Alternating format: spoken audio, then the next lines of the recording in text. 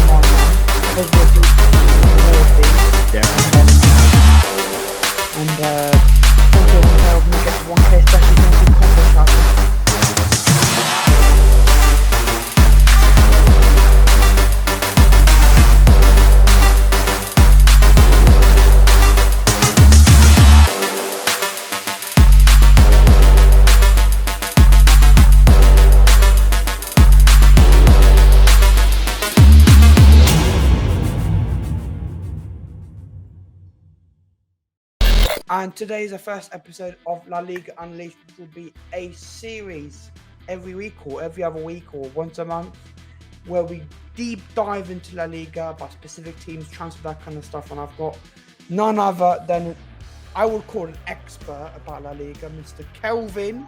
How are you doing, sir? I'm fine, thank you. How are you? Thank you very much. Yeah, I'm doing very good. I'm very excited to deep dive into La Liga and see what the hell is happening in La Liga this year. Well, there's only really one place to start in terms of La Liga, and that is Girona, the surprise package, top of the league, 34 points already this season. And if you compile all of the other top 5-6 European leagues into one big league table, they would top that as well. It's been a big story over in Spain. A lot of them have been saying that Girona are going to be Spain's Leicester, because of course Leicester won the Premier League back in 2016. Unfortunately, I don't see Girona doing that, but to give a bit of background into what Girona have done, they are part of the City Football Group, so they are owned a little bit by Manchester City and all the other clubs that Man City have in the world, New York City in America, Troyes I think in France, and various others across all the continents, all the clubs in the world. And Girona don't have the biggest spend. They only spent about 20 million euros last summer bringing in players. They lost quite a few as well. So the coach, Michel, who's been around Spanish football, he was a player for a long time at Rayo Vallecano, then managed Rayo and managed at Huesca. But he brought Girona up only two seasons ago from Segunda. They came up and he kept them in mid-table last season. They didn't really do anything spectacular, but they're a very open side, they're attacking side, very possession-based. A lot of what you would see in a Man City or in Brighton under Roberto De Zerbi, you see a lot of it in Girona. The system's a bit different because Michel's very tactically flexible. It's all based on the opposition that he's playing against, whether that in La Liga. And to go through some of their summer business, they've brought in, and Daley Blind came in, who's provided really good experience on a free transfer from Bayern Munich. And their biggest signing, because of the City Group, everyone assumes that this is going to be 15-20 million euros. It's not. Their record signing this summer was just under 8 million euros for the Ukrainian striker Artem Dovbyk from Dnipro. So that just gives people an indication that even though they have access to the City Football Group data, the scouting that the City Football Group have is nowhere near the money that, because La Liga has very strict financial fair play rules that all the clubs have to abide by. You can only really spend what you bring in. And because Girona are one of the smallest clubs, I think they might even have the smallest ground in La Liga compared out of the 20. So they've been punching above their weight for the last couple of years. They're top of the Liga. They've only dropped points in 2 games. They've won the rest, and that was away at Real Sociedad on the opening day, who we're going to come on to, who are doing really well, particularly in the Champions League, and at home against Real Madrid, where they lost 3-0, but played very well on the day and could have easily got something. But yeah, in terms of Girona, tactically, they're 4-3-3. They can be 3-4-3. It depends on what the game requires, really. They've got lots of interesting players, whether it be Dobbik, who I've mentioned. Viktor Zizankov came in January, another Ukrainian winger. Another person, actually, that Roberto De Zerbi wanted for Brighton, but Zizankov chose to go to Girona. Savio's coming on loan from Troyes, part of the City Football Group, and he's been absolutely electric, very quick, very dynamic on the left side, loves to take people on. There's even rumours that Man City might have him next season because of how well he's been impressing in La Liga. Yangel Herrera came back, he's had a couple of spells there, but again, part of the City group. But there are other transfers that aren't part of the City Football Group. I've mentioned Daley Blind, Paulo Gazzaniga, who some people might remember from Tottenham and Fulham. He's their #1 goalkeeper. And they've also brought in a midfielder in the summer, John Solis, who played for Atletico Nacional in South America. Another player that Brighton and Brentford were really trying to sign, but he opted to go to Girona. So even though there's lots of competition for players, Girona don't have the finances, but they have a clear football identity, very possession-based, very attack. When you look at a lot of their results, there's goals for both teams. You know, they've won 4-2 against Osasuna. They, got one more draw against Real Sociedad. They've beat Getafe 3-0. So I think they're averaging something like 2 goals a game.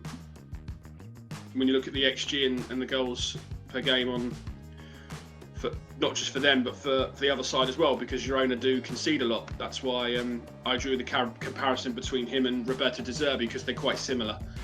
Michel's a bit more, I would say, a bit more defensive in the idea, but the results don't always show that. I mean, Girona, 31 goals they've scored in La Liga, they've conceded 16. And 31 goals is the most in La Liga, but 16 is nowhere near the best defence, which is Real Madrid have only conceded 9. It's a great story for La Liga, because as a La Liga fan, it's always Barca. It was Barca and Real for so many years. Then Atleti joined it to be, there's only 3 good teams, and there's way more than that. We'll go into that in a minute. But the story that Girona have had, I mean, their objective at the start of the season was to get 40 points. They're on 34. We've played 13 games.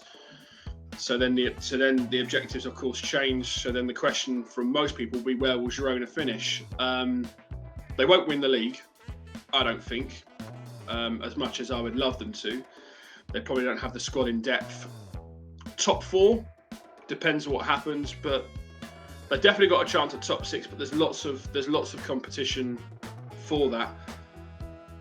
And yeah, they've been absolutely brilliant most weeks, nearly every week really. They've only lost 1 game in 13, and most big clubs in the world don't even have that record in their league. So, but they have got a more tougher run of fixtures coming up in the next few weeks. They play Barcelona in a couple of weeks in a Catalan derby, and they will have Atletico Madrid at the start of 2024. So after, when they've played those two, after playing Real Madrid, there'll be a much stronger indication of maybe where they're going to finish. But Barcelona are in their own mess at the moment.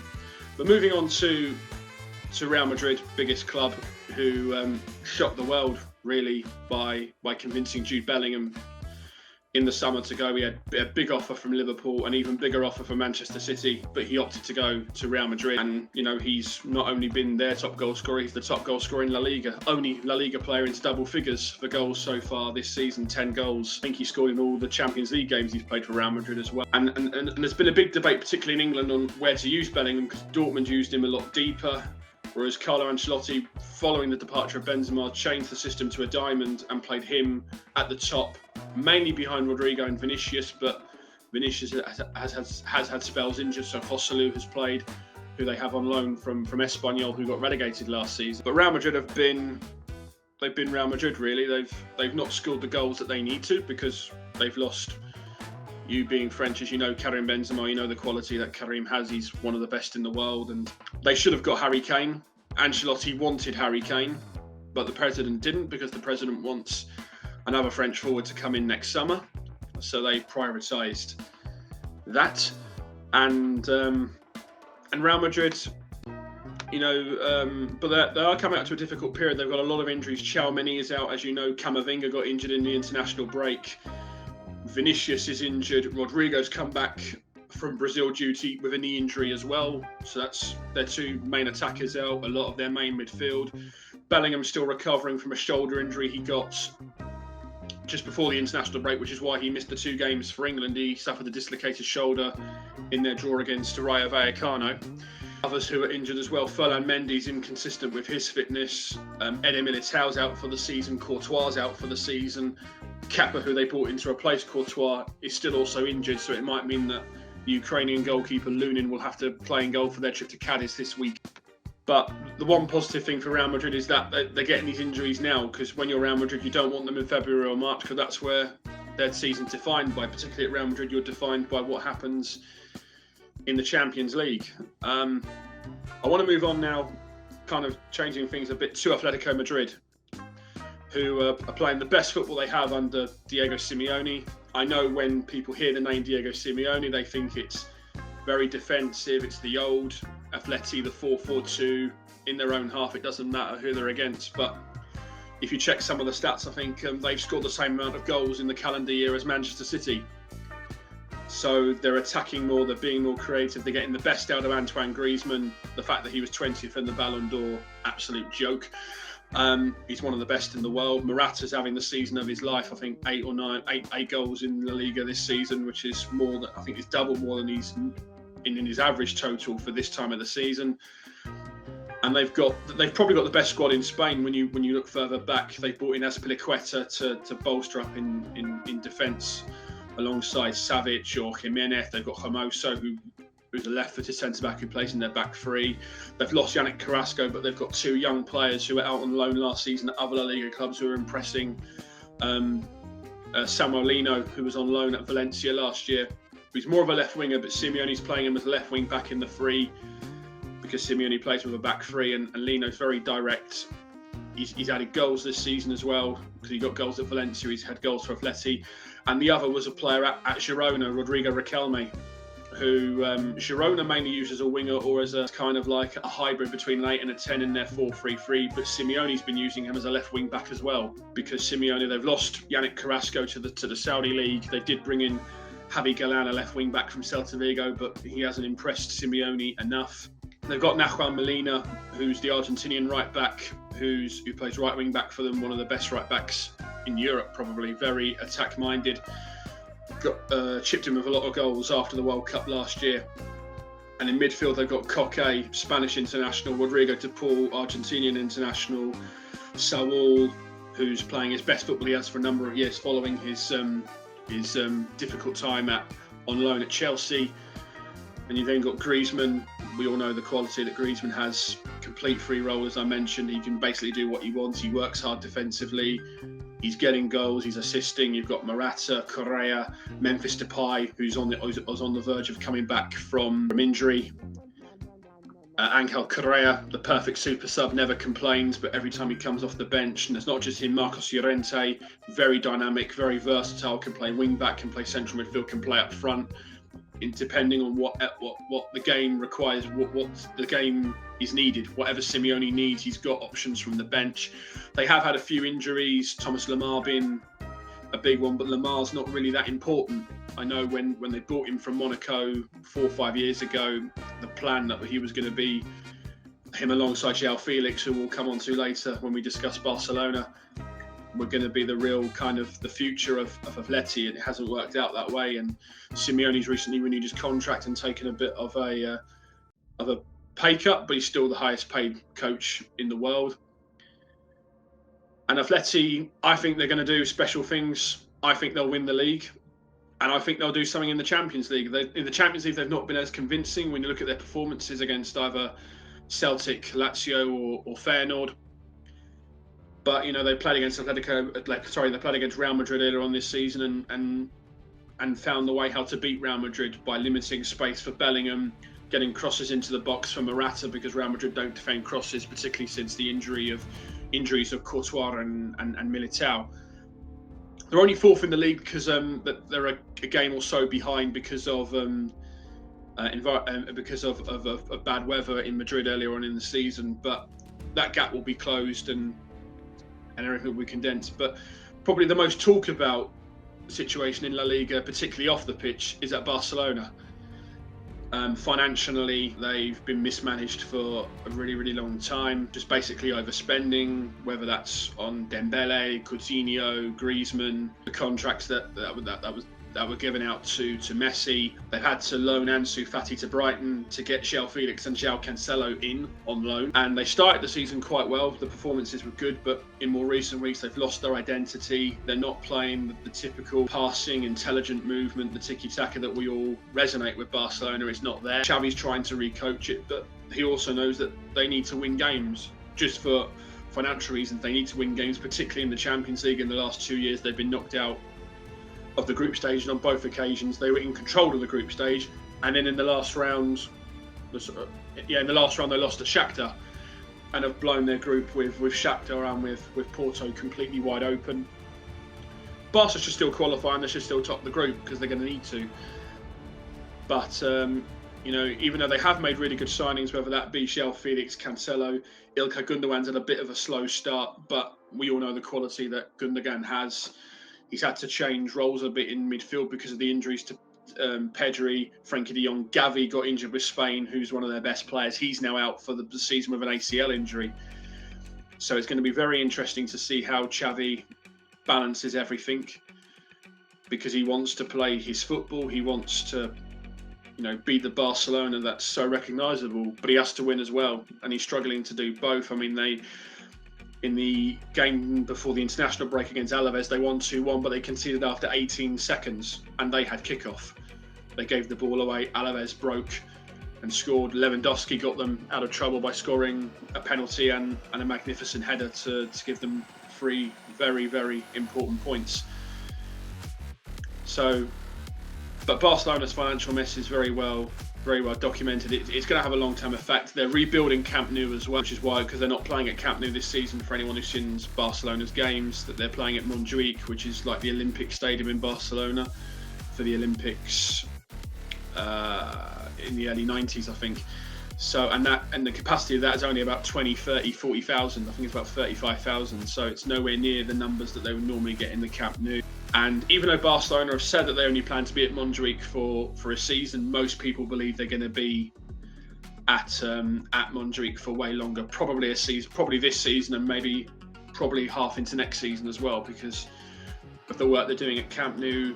Real Madrid have improved the Bernabeu already, so they're up to speed on terms of the stadium renovation, as a lot of La Liga clubs have done. La Liga did a deal with CVC. I mean, very complicated and controversial in some ways, but it has enabled clubs to spend money on improving their ground, their training ground, because they know for a fact that other leagues and other places, they were getting ahead. So La Liga had to find a way of balancing that out. We might as well move on to Real Sociedad, who most people maybe would have seen who have had an excellent season, particularly in the Champions League. They've won in Salzburg. They drew at home to Inter, and they should have beaten them. And Real Sociedad are similar to Girona in many ways. They're a team that have gradually improved every year. Lots of young players. I think the second or third youngest average squad in La Liga are Real Sociedad. And when you look at a lot of their players, Take Kubos, the Japanese international, has been absolutely brilliant for them. Mikel Oyarzabal, Spanish international, mainly a winger, but Real Sociedad play him up front. You've got Bryce Mendes, who's someone who probably should be in the Spain squad, a very creative midfielder, who's been their best player in the Champions League. And you think of all the money in the Premier League, Real Sociedad got him 2 years ago for 12 million euros from Celta Vigo. Just pure genius, really, by Real Sociedad to get him for that cheap. Real Sociedad, like Athletic Club and the other Basque clubs, use a lot of their youth players, whether that be Oyarzabal, Ander Barrenechea, who's just come back, their left winger from long-term injury. Very good, very dynamic. Chips in with goals as well. It's taken some of them a while because Barrenechea was out for the vast majority of last season with an injury. Oyarzabal missed the World Cup and the majority of last season as well with an injury, but they're coming back to their best. And in midfield, you've got Martin Zubimendi, who's one of the best defensive midfielders in the world. Mikel Arteta wanted him at Arsenal and was willing to pay his release clause around 40-50 million euros. Zubimendi said no, which is why Arsenal had to go and buy Jorginho from Chelsea. And Martin Zubimendi, he's the perfect Sergio Busquets' replacement at Barcelona if Barcelona had the money to get him, which they don't. So comfortable on the ball. I mean, he would play every game for Spain if it wasn't for the fact that Spain have Rodri, who's the only player in the world better at doing what he does in the world. And Spain don't play with both of them. They play one or the other. You've got Mikel Merino, who's been around at Dortmund and at Newcastle, but is really improved at Real Sociedad. He gets licensed, even though he plays in the deeper midfield role in their 4-2-3-1, he gets the license to go forward. He chips in with goals, because that's the problem with Real Sociedad. Even though they have so many good attacking players, they don't score enough goals. They played Barcelona a few weeks ago and made Barcelona look like a pub team. But Barcelona won 1-0 because Araujo scored in the last minute. And I mean, ter Stegen did make 3 world-class saves, but Real Sociedad should have been 4-0 up before Barcelona even had a meaningful attack. But that's the problem with Real Sociedad. They do have strikers, but they just don't have the level that they're at the moment, which is that they're the 4th best team in Spain. And if they can get an Oyarzabal firing, Kubo firing, Berenechea, or one of the other strikers, then then they are good enough to challenge for the title. But until their goal problem is solved, they're not going to do that. But the main reason that they can challenge and they can do things is they're very good defensively. They brought in Kieran Tierney on loan from Arsenal, who's been injured lately, but he has played very well when he has played. They've got Traoré, who came in from the French league at right back, who's played very well for them. They've got Lenormand, ex-French, now Spain international. He's one of the best centre-backs, not just in La Liga, but I would say in the whole of Europe. You've then got a bit of rotation between Elizondo and Zubeldia, both Spaniards, both come through their academy, comfortable on the ball, because Real Sociedad, they're more like your typical Spanish team. They play from the back. Ramiro, the goalkeeper, rarely, if ever, goes long because they don't have a target man to hit long to, but they play through the thirds. They're very intelligent. I think in one of the next Champions League games they go to Inter, and if people are deciding which Champions League game to watch, check out Inter Real Sociedad, because even though Real Sociedad will be away from home in the second game at San Siro, they won't really change the way they play. They'll go there, they'll be brave, they'll look to win. I think they only need one more win out of their 2 to guarantee top of the group, which is something I didn't expect them to do, but they've performed so well in the Champions League. And particularly if people go back and see the first 35 minutes of their game against Benfica, I know Benfica have had a poor season in the Champions League, but they absolutely tore Benfica apart with the quick passing, the intelligent movement they have. And on that occasion, they actually took the chances that they created to get the goal, to get the goals that they normally deserve, but they don't get. And in terms of rounding up the La Liga teams in the Champions League, one of them that haven't done as well this season is Sevilla, who won the Europa League last season, had 3 managers last season: Lopetegui, who people will know from Wolves, Sampaoli, the former Argentinian coach who had been at Sevilla before, and Mendilibar, who had only been in small clubs in La Liga. Mendilibar started this season. He got sacked after a poor start because I think they're 12th, they're mid-table in La Liga. They've now gone with Diego Alonso, former player in La Liga at Valencia, and he's only really managed in, I think he's managed in the MLS at Inter Miami, and his previous job was at Uruguay. He managed them during the World Cup a year ago in Qatar, but then got sacked, and he hasn't really changed things. Sevilla have a very ageing squad. Fantastic players, Rakitic, Navas, Ocampos, En-Nesyri. Sergio Ramos has gone back for a second stint at Sevilla, but they're not the quality that, in terms of resale value, because Victor Orta, the former lead sporting director who's now in charge of that sort of thing at Sevilla, he can't shift players on to bring in younger players because he is looking at younger players. They have an interest in Victor Gyökeres, the former Brighton, Coventry, currently at Sporting Lisbon, and I also believe that they want Wilfred Ndidi from Leicester to bolster their midfield. His contract runs out at the end of the season. Sevilla are trying to get him for nothing. Quickly moving on to one more club, Real Betis, the other side in Sevilla, who have had a pretty good season under Manuel Pellegrini, but the main player, particularly if you've seen them, is Isco. Isco has been absolutely unbelievable. Probably one of the best players in La Liga this season. Back to his best under Pellegrini, who got the best out of him when he was at Malaga, which got him his move to Real Madrid. 10 years ago in 2013. He then kind of didn't really play so much because Madrid had Bale, Benzema, Ronaldo, but then Zidane at one point took Bale out, changed the system to a diamond, which is what Ancelotti's using now to get Isco in. Isco then left Real Madrid 2 seasons ago, went to Sevilla, it completely didn't work.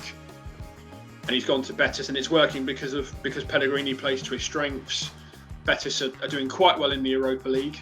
They're doing well. I think they're going to top their group and win it quite comfortably. But Abde, who's a young winger from Barcelona who was on loan at Osasuna and impressed in La Liga last year. Ayoze Perez has done really well after coming in last January from Leicester, a Spaniard, so it was easy for him to adapt. They've got Guido Rodriguez, very good defensive midfielder. Premier League clubs could sniff around him in January because he doesn't have long on his contract. Marc Roca's on loan from Leeds. They've got a relatively good defence, and not the greatest defence, but it's okay. And they've got a couple of good goalkeepers who are both injured at the moment.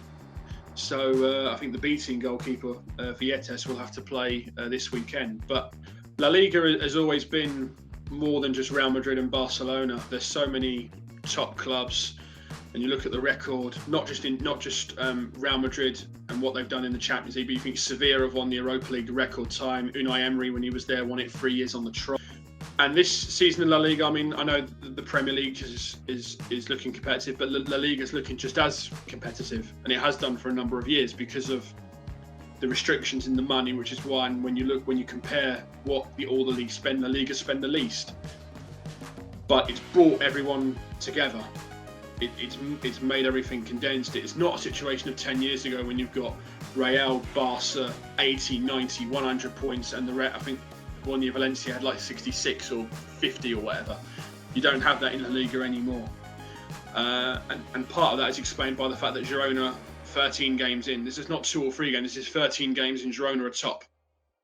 Girona are top, Real are second, Athletic for Barca are fourth, as the table stands going into the next round of games this coming weekend.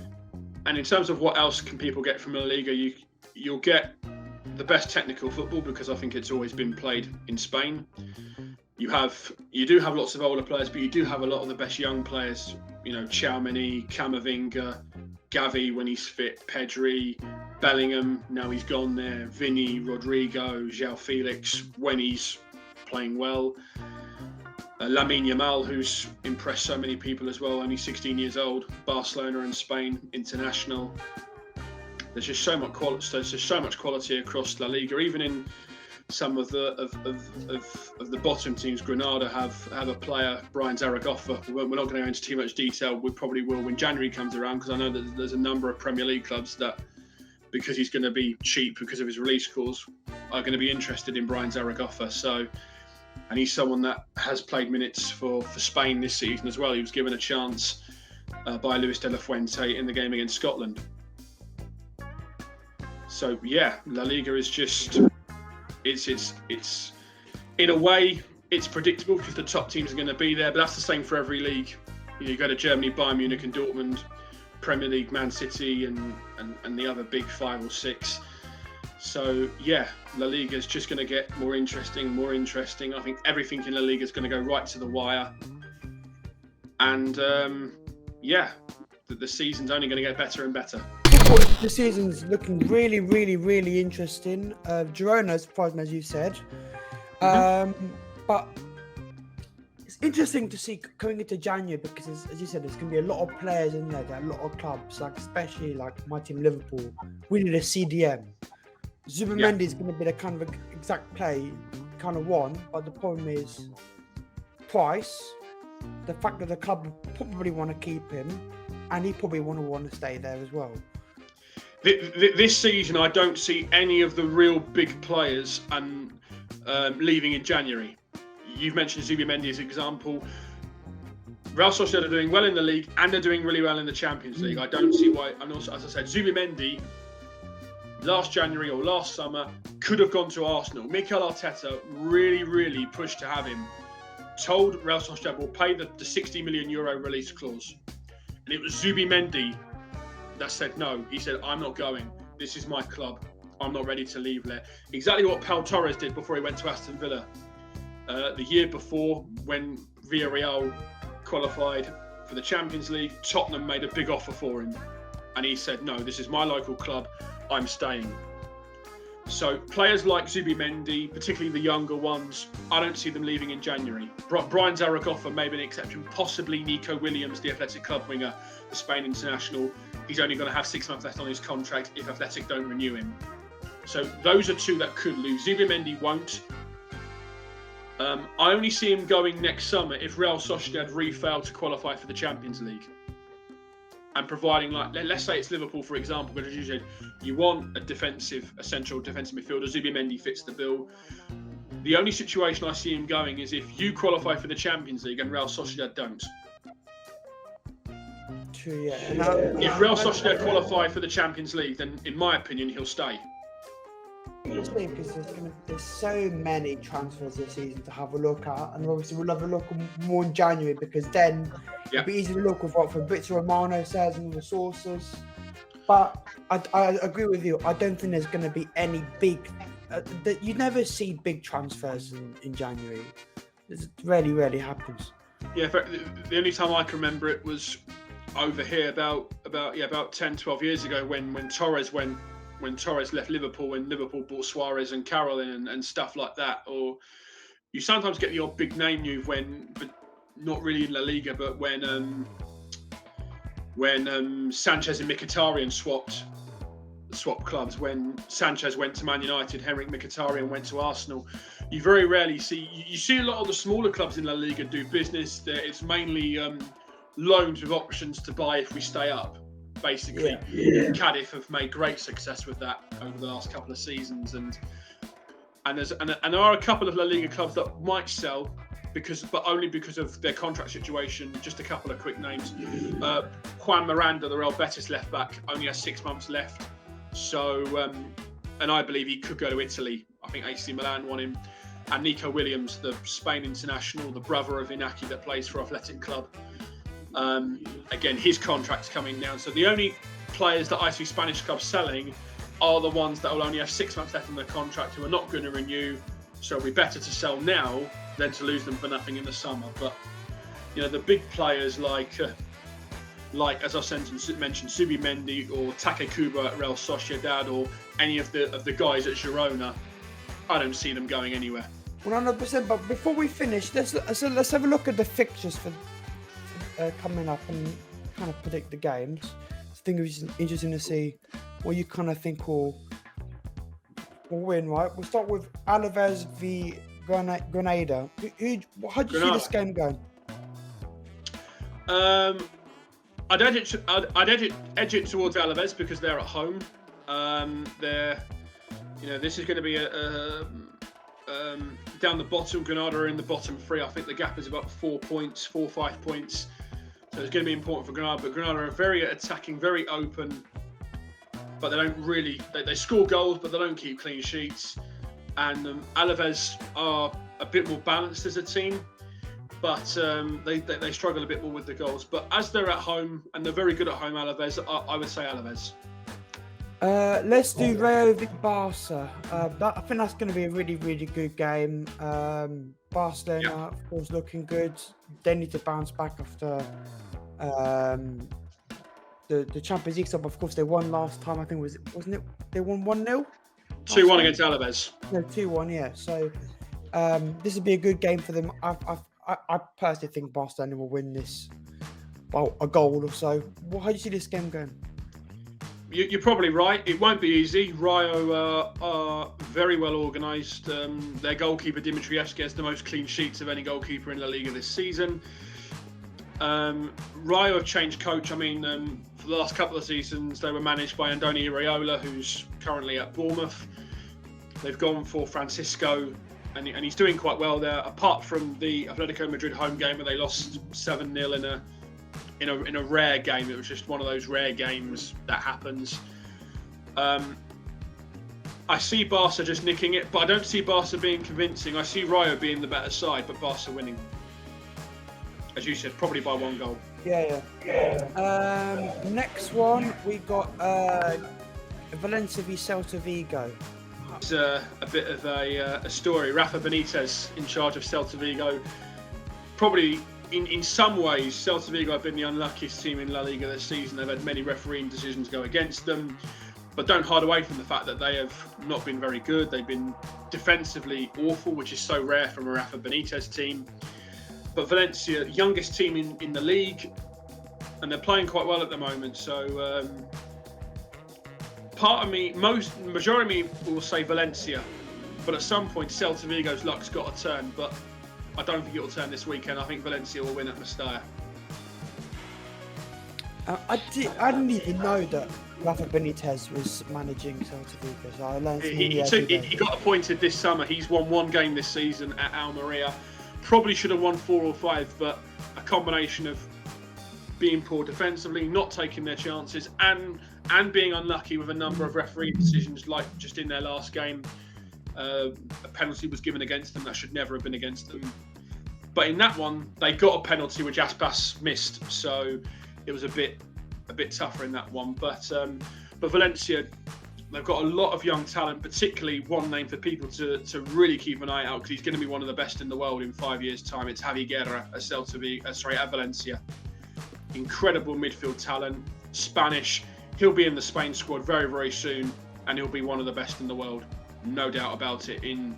If he doesn't get any sort of big injury and his progression carries on, as I think it will do, we'll all be talking about him as one of the best midfielders in the world in 5 years' time. Javi Guerra. Next up, we got Getafe and Almeria. Of course, Getafe, the very controversial signing of Mason Greenwood. Yes. I don't think Mason Greenwood should have gone to Getafe. I think for him, because obviously the whole controversial thing, I think he probably should have gone to Saudi Arabia or somewhere like that. Because some of those other countries, they are more lenient on that kind of stuff, where here, if Getafe play in the Champions League or Europa League against some English club, they're going to get destroyed by the chance. But look, Getafe, and also, before going on to Getafe Almeria, and that sort of reaction has happened in the number of the games in Spain anyway. I think Osasuna got charged, with something their fans chanted to him on his Getafe debut at the end of the transfer window. His original plan, as far as I'm aware, wasn't to go to Getafe, it was to go to Lazio, but the Italian window closed. And then Getafe came in with a couple of hours left, and it's only for one season, it's only a loan deal.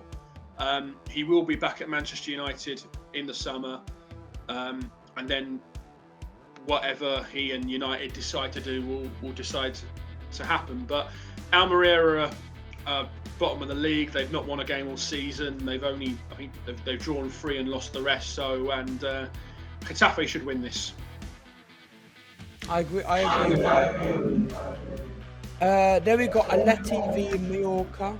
Atleti been really, really good. I watched that game where they spanked Celtic. Celtic this season. They've been very good in the Scottish League, but you can always see in the Champions League where they're not the greatest. But I think last season Celtic, for me, they should have won a lot through the games. This season they've not been too good, and Atletico really proved why Celtic are not that great. And as you talked about Antoine Griezmann, for me, I keep telling people when we talk about my national team that you can, I was doing an England preview and I said, yes, you can mark out Mbappe all you like, but that allows Griezmann more space. And exactly. Griezmann was the reason we won the game, because Griezmann passed to Giroud, and we won the game that way. So Mbappe didn't score that game, but because they tried to mark out Mbappe. Like, marking out Mbappe allows all the other stars to get involved.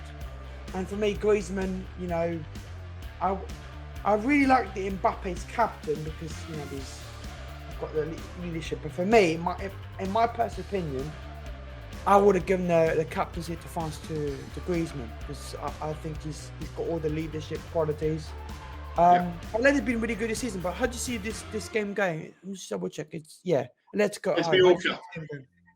Atleti should win this comfortably. Mallorca have probably been one of the most disappointing sides in La Liga this season. They made a lot of good signings in the summer.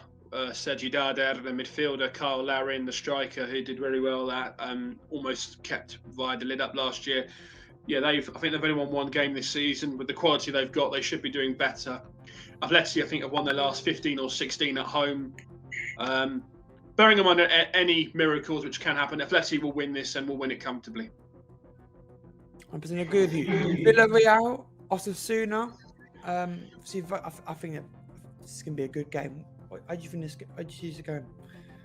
Yeah, I mean, Villarreal, they've had another disappointing start to their season. They're on their third manager. Marcelino's back for a second spell. This is his first league game in charge because he managed them in the week in the Copa del Rey. Narrowly got through against lower league opposition in Zamora. Osasuna have been better away from home than at home. They've not been great. Maybe a draw here, but maybe the boost of Marcelino coming back to Villarreal will be enough to give them the 3 points. 100%. Next up, we got two teams you were talking about earlier, Real Sociedad v Sevilla. You know, I'm dreading Sevilla going down to Europa League, and I really hope they don't, because I want Liverpool to win the Europa League, and it's just when Sevilla go down to Europa League, you're just like, oh no, they're going to win it again, aren't they? Yeah, that's pretty much the reaction in Spain as it is everywhere. But this game, Real Sociedad favourites. They're the better side. I know it's a simple thing to say, but I repeat it. If Real Sociedad are clinical in front of goal, they'll win this game. Mm-hmm.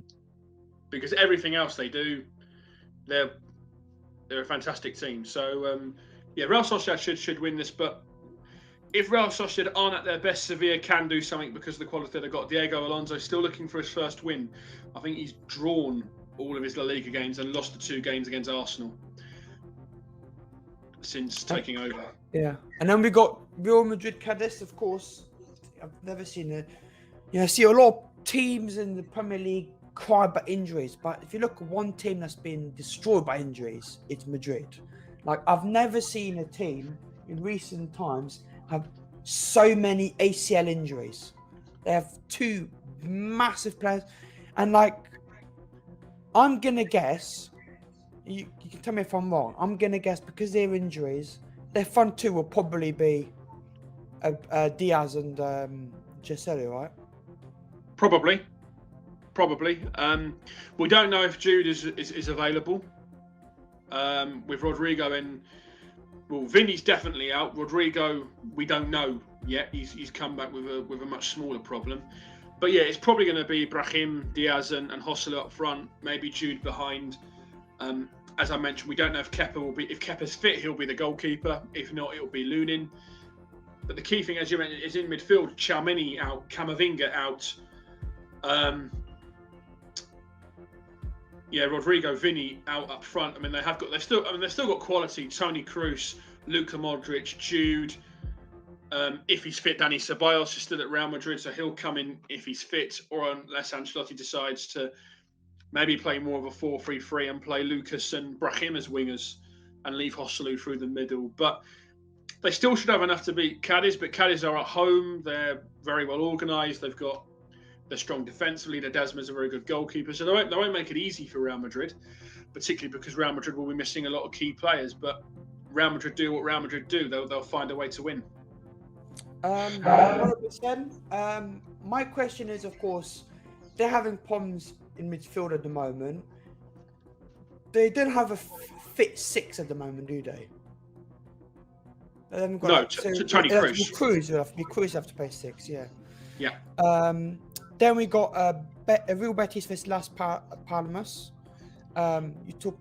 I maybe see an Isco goal in this one. Probably, yeah. I mean, he's won MVP man of the match for 8 of the 13 games he's played in La Liga this season. This is going to be a really fascinating game. Las Palmas are they're mid-table. They don't score or concede a lot, but they're extremely possession-based. I think they're the only La Liga team and one of the top 5 teams for having more possession than their opposition, no matter who they play against, and they played against Atletico Madrid and beaten them this season. So Garcia Pimienta, the former Barca B coach, is doing an incredible job. I see this being a draw because Las Palmas don't concede a lot. Very comfortable, as I mentioned, on the ball. Lots of quality. Kirian Rodriguez, fantastic in midfield. And as you mentioned, but the difference could be Isco. And Isco could easily get a goal or set one up. Isco should have scored in his last game in the derby against Sevilla, but he missed a header from close range. So I see this one being a draw. Actually, I can't separate them. And then we got top of the league, Girona, because I'm making my team confused. I guess Athletic Club. Mm-hmm. Do you see Girona continuing this majestic top of the league? Very possible. Athletic won't make it easy. They're a good side. Athletic are very, very good at pressing, and Girona like to play out from the back, so that will be interesting because I think Athletic are the best in La Liga in terms of winning the ball back via pressing, whether that's high up the pitch or whether that's a bit deeper. And Athletic do have a lot of pace on the break, whether that be the Williams brothers, Iñaki from the right, Nico from the left. You've got Sanset, who's a very, very good player, playing off Guruzetto, who's not the best striker in the world, but he enables the others to play better around him, a bit like, not exactly comparison, but a bit like in how Roberto Firmino would get the best out of Salah and Mane, because he could occupy defenders, he could drop. Now, Guruzetta's nowhere near the level of Roberto Firmino, but it's just an idea in terms of Guruzetta can occupy the two certain roles. Guruzetta does chip in with goals. And I think for a Monday game that La Liga couldn't have chosen a better one. I'd edge it towards Girona, but it wouldn't shock me in the world if Athletic went there a draw, or Athletic went there and won, because Athletic are fifth in La Liga themselves. They're pushing for that European fight, and they've got one of the best coaches in the league in Valverde. 100%. People, this has been the first episode of La Liga Unleashed. It's been really good to have you on, KELVYN. We're going to try and see if we can do this every week or bi-weekly. Of course, the more interesting episodes will be in January, we go for the transfers and look at the probability players going. And of course, if we do an next we'll also look at how the La Liga team did in the Champions League. Of course, Real Madrid got a big game against Napoli. Is it next week? It's next week, isn't it? Yeah, next week. I think it's next week, yes. Yeah, at the Bernabeu. Some really, really good games going on.